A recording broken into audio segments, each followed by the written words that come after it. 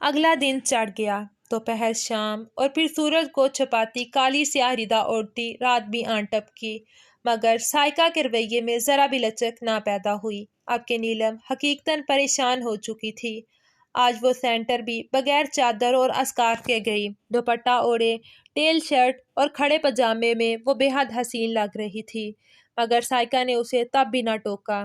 دادوں کی وہ سنی انسنی کرتی وہ باہر نکل گئی۔ دوپہر میں نہ کھانا کھایا اور نہ شام کی چائے پی، غرض ہر طریقہ آزما لیا، مگر سائیکا نے تو جیسے اسے نہ بلانے کی قسم کھا رکھی تھی۔ آپی، سالن کا ڈونگا دیجیے گا، اس نے جان بوجھ کر کھانے کی میز پر موجود تمام افراد کے درمیان اسے مخاطب کیا۔ سائیکا نے ڈونگا اٹھا کر اس کی جانب بڑھا دیا۔ ہاں ابرار میاں، کیا بنا نوٹس کا؟ داؤد نے سادہ دال چاول کھاتے ابرار صاحب کو مخاطب کرتے کہا۔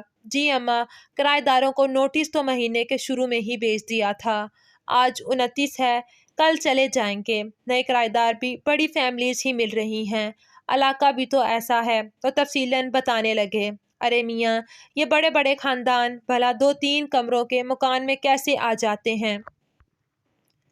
میں تو صاف کہہ دیتی ہوں، کوئی چھوٹا سا خاندان ہو، بچے اتنا شور و گل کرتے ہیں، مجال ہے جو قرآن کی تلاوت بھی سن پاؤں میں، اور گندگی الگ پھیلاتے ہیں۔ ہائے، کسی اچھے علاقے میں گھر لیا ہوتا تو آئے مہینے یہ دشواری نہ اٹھانی پڑتی۔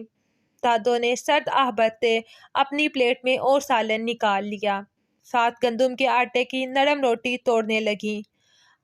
اماں، اب جو جمع شدہ رقم تھی اور سائیکا کی امی کا زیور تھا، اس سے بھی اتنی رقم نہ بن سکی کہ کراچی جیسے مہنگے شہر میں اچھے علاقے کا کوئی گھر لے سکوں۔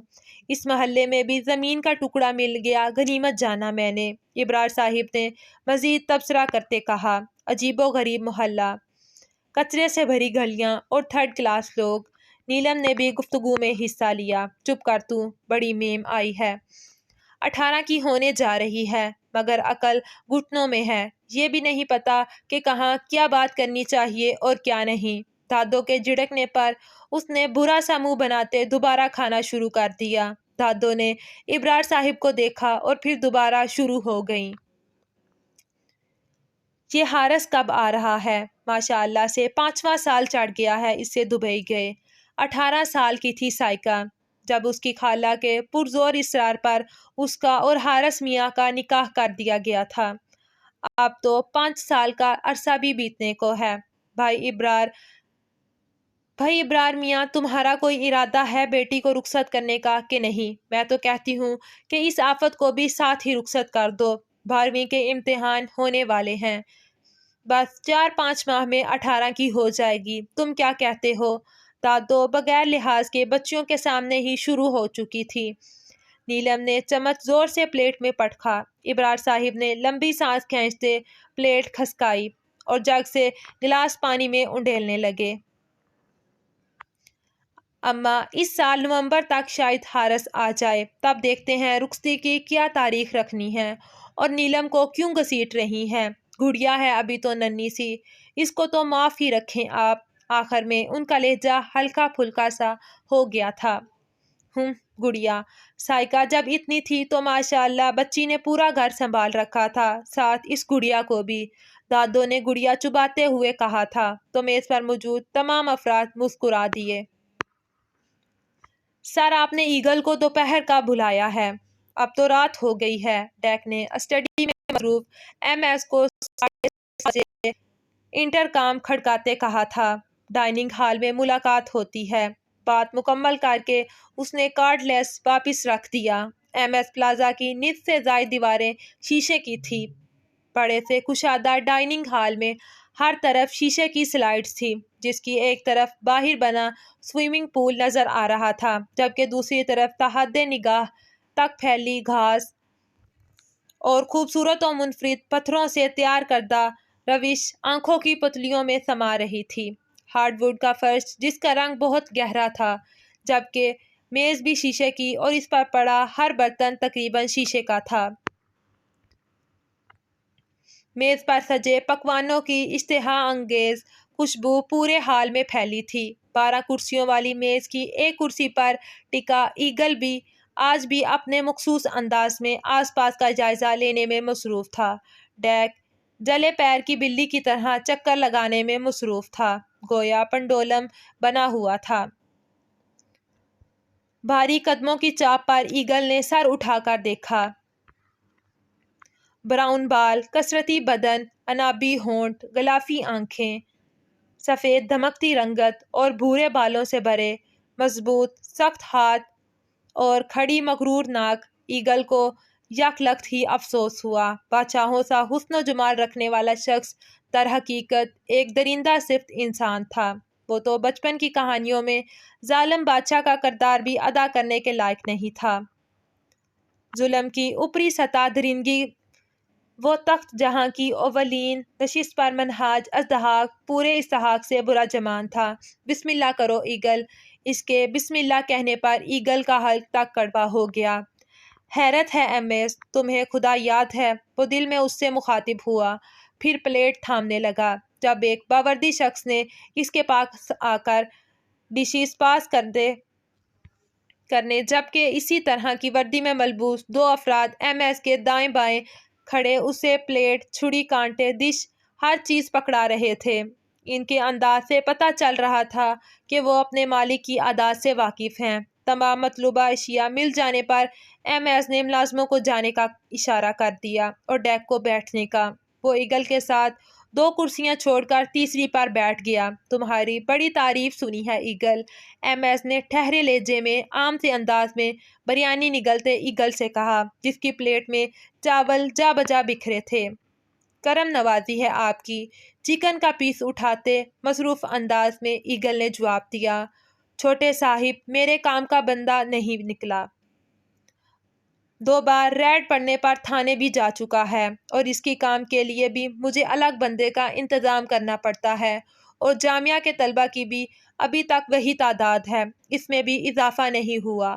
اب تو اس نے غداری بھی کر ڈالی ہے، ہم تک بات پہنچائی ہی نہیں اور تمہیں اس گینگ کا رازدار بنا لیا۔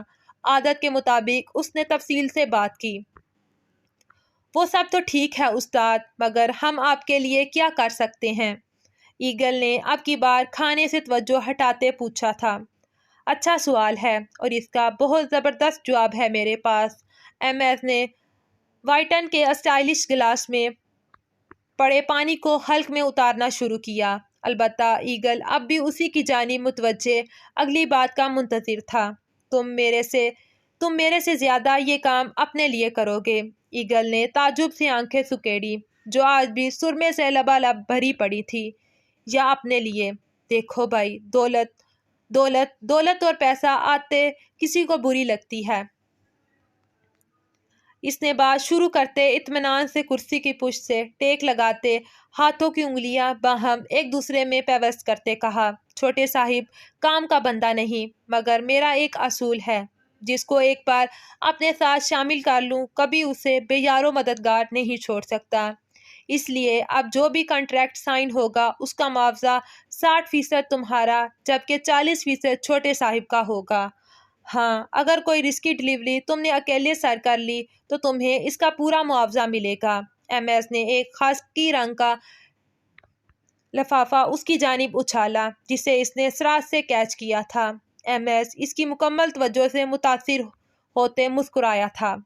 اقوام متحدہ کی رپورٹ کے مطابق پاکستان میں 76 لاکھ افراد منشیات کا استعمال کرتے ہیں، جن میں 78% مرد اور 22% عورتیں ہیں، اور مزے کی بات یہ ہے کہ 76 لاکھ میں سے زیادہ تر افراد 40 سال کے لگ بھگ ہیں۔ ظاہر ہے یہ جامعہ سے تعلق رکھنے والے افراد ہی ہوں گے، مگر مجھے یہ 76 لاکھ اب 1 کروڑ کی حد پار کرتے ہوئے چاہیے، اور یہ کام تم کرو گے۔ ینگ ہو، لک چینج کرو، کالجز یونیورسٹیز میں گھس جاؤ، تنظیمیں قائم کرو، پارٹیاں بناؤ، اسٹوڈنٹس کو اپنے جال میں جکڑنا شروع کرو اور انہیں اس زہر کا عادی بنا دو۔ سانس روک کے اس کی بات سنتے ایگل نے گہری سانس لی۔ ہم تیار ہیں اس کام کو، مگر ہماری سیکیورٹی کی ذمہ داری آپ کو لینا پڑے گی۔ جامعہ کالجز میں گھسنا کوئی آسان کام نہیں، اور پرائیویٹ میں تو بالکل نہیں۔ اس نے اپنی پریشانی بتائی۔ تمہارے تحفظ کی تمام ذمہ داری میری ہے۔ پولیس، رینجرز، آرمی اور کوئی بھی پکڑ لے، فرار کی راہ میں نکال لوں گا، مگر زبان کھولنے پر اس سے بھی زیادہ دردناک موت دوں گا کہ روح بھی کپ کپا جائے گی۔ سرد برف جیسا لہجہ تھا اس کا۔ ایگل نے تھوک نکلا۔ ہاں، پرائیویٹ میں تو جانے کی ضرورت ہی نہیں۔ امیر باپوں کی اولادیں پہلے ہی اس کی عادی ہو جاتی ہیں، اور جو رہ جاتے ہیں وہ دوستوں کی صحبت میں یہ زہر نگلنے لگتے ہیں۔ نہیں تو کیفیٹیریا بھی ان کے لیے موجود ہیں، مگر یہ سرکاری اداروں میں جوتے گھسا گھسا کر پڑھنے والے، ان کو عادی کرو اس زہر کا۔ بہت شوق ہے انہیں اپنے والدین کا پیسہ حلال کرنے کا۔ اس نے زہر خندگی سے کہا تھا۔ ہم سمجھ گیا ہے آپ کا ٹارگٹ، فکر نہ کرو جی، اس دندے میں ہم ماہر ہیں۔ ایگل نے خاکی لفافہ جیب میں ٹھونسا۔ اور ہاں، ایک اور بات، پاکستان میں منشیات کی روک تھام کے ادارے اینٹی نارکوٹکس فورس ANF کے ترجمان کے مطابق منشیات میں سب سے زیادہ ہیروئن اور شراب کا ذائقہ پسند کیا جاتا ہے، تو تم ہیروئن سے شروعات کرو۔ ذرا ہوشیار رہنا، یہ ادارہ آدمی کے انڈر کام کرتا ہے اور منشیات کی روک تھام میں تیزی سے اپنا کردار ادا کر رہا ہے، یہاں تک کہ انٹرنیشنل لیول پر بھی اسمگلنگ کرنا خطرے سے خالی نہیں۔ فی الفور تبھی ہم صرف اندرون پاکستان اس زہر کو فروخت کرنے پر مجبور ہیں۔ خیر، میرے خیال سے تم نقطے بیان کر چکے ہوں۔ میرے خیال سے میں تمہیں تمام نقطے بیان کر چکا ہوں۔ کسی بھی غیر ذمہ داری کے باعث ہونے والے نقصان کے ذمہ دار تم خود ہوگے۔ MS نے نیپکن سے ہاتھ صاف کرتے مکمل بات کی۔ جی، ہم سمجھ گیا، ایگل نے زور زور سے سر ہلاتے کہا، جبکہ منہاج کب کا جا چکا تھا۔ ایگل نے لمبی سانس باہر کی۔ کب سے خاموش بیٹھے ڈیک نے اس کی جانب دیکھتے مسکراہٹ اچھالی۔ ایگل پھر کھانے میں مصروف ہو گیا۔ آپی اٹھو نا پلیز۔ کروٹ کے بال لیٹی تکیے میں منہ چھپائے سائیکا کو نیلم نے جھنجھوڑ ڈالا، مگر وہ بے حس بنی رہی۔ آپی، چند ماہ بعد تو آپ سسرال چلی جاؤ گی۔ حارث بھائی گھوڑے پر سوار اپنے خوابوں کی شہزادی کو لے جائیں گے، مگر ابھی تو آپ گڑیا سے ناراض ہو کر یہ ماہ خراب مت کرو۔ اس نے سائیکا کے کاندھے پر سر رکھتے جذباتی ہونا شروع کر دیا۔ میں بلا وجہ ناراض نہیں ہوں، تمہاری غلطی ہے، اسے تسلیم کرو۔ سائیکا نے بگڑے تیوروں سے اس کی جانب دیکھا۔ آپی یار، اس بحث کو چھوڑو۔ آپ کے اور میرے خیالات اور سوچ اس معاملے میں مختلف ہیں، اس لیے کہہ رہی ہوں، اس پر اختلاف کر کے ناراض ہونے سے اچھا ہے کہ ہم اس موضوع پر بات ہی نہ کریں۔ نہیں، اس موضوع پر بات کرنے اور تمہارے خیالات بدلنے کی اشد ضرورت ہے، ورنہ تم تو آہل کو بھی صاف جواب دے دو گی۔ سائیکا اٹھ کر بیٹھ چکی تھی، اب سنجیدگی سے کہہ رہی تھی، آپی، آہل بھائی ہمارے تایا زاد سے زیادہ اور کچھ بھی نہیں ہے۔ ہم آپ کو پہلے ہی اپنا آئیڈیل بتا چکے ہیں۔ آہل بھائی اس پر 1% بھی پورا نہیں اترتے تو صاف جواب دینا بنتا ہے۔ اس نے ناک سے مکھی اڑائی۔ جیسا تمہارا آئیڈیل ہے نا، ایسا شخص ملنا ناممکن ہے، اور اگر مل بھی گیا نا تو ساری زندگی اس پتھر سے سر پھوڑتی لہو لہان ہو جاؤ گی، مگر سوائے زخموں کے اور کچھ ہاتھ نہیں آئے گا۔ حقیقی زندگی میں قدم رکھ لو میری جان، اور بات کو سمجھو۔ سائیکا بالآخر نرمی پر اتر آئی اور اسے پیار سے سمجھاتے ہوئے بولی تھی، پھر بھی ہم آہل بھائی سے شادی نہیں کریں گے۔ ہم کسی پردیسی سے شادی کر کے آؤٹ آف کنٹری چلے جائیں گے۔ ہمیں پاکستان نہیں پسند، ہمیں یہاں نہیں رہنا۔ اس نے منہ بساتے صاف الفاظ میں کہا۔ وہ اپنی ہر بات صرف سائیکا سے ہی شیئر کرتی تھی۔ اتنا ناپسند ہے تمہیں اپنا ملک؟ چلو فرض کرو تمہیں اپنے ملک کے لیے کوئی قربانی دینی پڑ جائے، یا کبھی تمہارے ملک کو تمہاری ضرورت پڑ جائے، تو کیا انکار کر دو گی؟ سائیکا نے سوال داغا، حالانکہ وہ جواب جانتی تھی، یقیناً صاف انکار۔ ہم کیوں کسی کے لیے اپنی خوش و خرم زندگی خراب کریں، اور خاص طور پر اس ملک کے لیے جہاں غربت و افلاس کے سوا کچھ نہیں، جہاں پانی، بجلی، روٹی، کپڑا اور مکان جیسی بنیادی ضروریات میسر نہیں، جہاں جرائم کی ایک وسیع دنیا ہے، بتا خوری، ٹارگٹ کلنگ، اغوا برائے تاوان، ہیروئن اور اسلحے کی سمگلنگ۔ बम धमाके, दहशत गर्दी क्या नहीं है। हमारा इस मुल्क में रहने को दिल नहीं करता और आप इसके लिए कुर्बानी का बोल रही हैं। हम तो अपना एक बाल भी इस मुल्क पर ज़ाया ना करें, इसने जज्बाती होते कहा। फिर वही बात, साइका का मूड फिर से खराब होता देखकर नीलम फौरन आगे को खसकी। हमारी छोड़ें, अपनी बताएं। कोई फ़ोन शून, कोई लव लेटर शैटर। हाँ, साइका के गुलनार होते चेहरे को देखकर नीलम ने इसके कांधे से अपना कांधा मिस करते मजाक उड़ाया। बदतमीज। साइका ने तकिया उठाकर नीलम के सर पर मारा था। इसने भी जवाबी कार्रवाई करने में देर नहीं लगाई थी। 2 मिनट में पूरे बेड पर छोटे छोटे रुई के गाले बिखर गए थे। नीलम की शहद अंगी जुल्फों को, मरी के पहाड़ों को ढकती बर्फ की मानिंद इन रुई के गालों ने भी ढांप दिया था। उछलती कूदती दोनों बहनें अपनी तमाम नाराजगी भूल भाल चुकी थी। चंद दिन बाद, सर आज तो जश्न का दिन है, कामयाबी का। असलहा सऊदीया जा चुका है। हीरोइन और शराब भी जामिया के तलबा में आम हो चुकी है। इन चंद दिनों में ही ईगल कितनी वाफर मिकदार में मंशियात की स्मगलिंग कर चुका है। ये बंदा मुस्तकबिल में बड़े काम आने वाला है। डैक, जो मुकम्मल 3 पीस सूट में MS प्लाजा के क्लब में खड़ा था, घूंट घूंट शराब अपने खलक में उतारने लगा। तुम जानते तो हो डैक, शराब और शबाब दोनों से मैं हज़ारों मील के फासले पर रहता हूँ। इन दोनों का नशा ऐसा चढ़ता है कि इंसान को मदहोश करके रख देता है। और जिस पल मैं जिस लम्हे में गाफिल हुआ, वही पल मेरी जिंदगी का आखिरी लम्हा होगा। दुश्मन घात लगाए बैठे हैं। फिर जैसे ही मेरे कदम डगमगा गए, मैं सीधा उन लोगों के खोदे कुएं में जा गिरूंगा। MS क्लब में मौजूद एक स्टूल पर बैठा था। दूसरे हाथ में कोई मशरूब था, मगर शराब नहीं थी। डैक इसकी बात से मुकम्मल मुत्तफिक था। तभी मजीद इसरार करने के बजाय वाइन के पैक पर पैक चढ़ाने लगा। दरवाज़ा मुसलसल बजे जा रहा था। टिक टिक टिक टिक की आवाज़ अब और तेज़ हो चुकी थी। नीलम ने उकताते हुए नोट्स पड़े किए और ऐसे ही भागती हुई फर्स्ट फ्लोर से नीचे जाने लगी। दरवाजे पर दस्तक मजीद बढ़ने लगी। इसके गुलाबी तलवों वाले नाजुक पैर जीने उतर रहे थे। सफ़ेद कमीज शलवार पर सुर्ख रंग का दुपट्टा ओढ़े रखा था। टिक टिक टिक टिक, आते हैं। इसने वहीं से हाँक लगाई। राहदारी को तेजी से अबूर करने लगी। जालीदार दरवाज़ा खोलकर वो अब मेन गेट में पास खड़ी थी। सांसों की रफ्तार को नॉर्मल करने में इसे 2-3 सेकंड्स लगे थे। दरवाज़ा फिर बजा। इसने एक झटके से बगैर कुछ पूछे दरवाज़ा खोल दिया। बेटा, कोई बुजुर्ग घर पर है।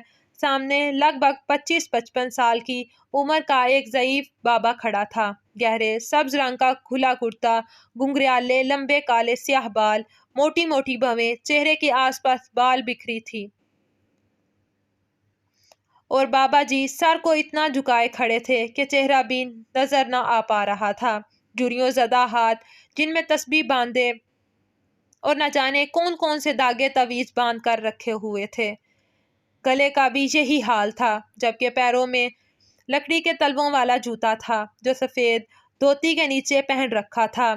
गंदे बड़े बड़े नाखून, एक हाथ में लकड़ी की छुरी और एक हाथ में लकड़ी की छड़ी।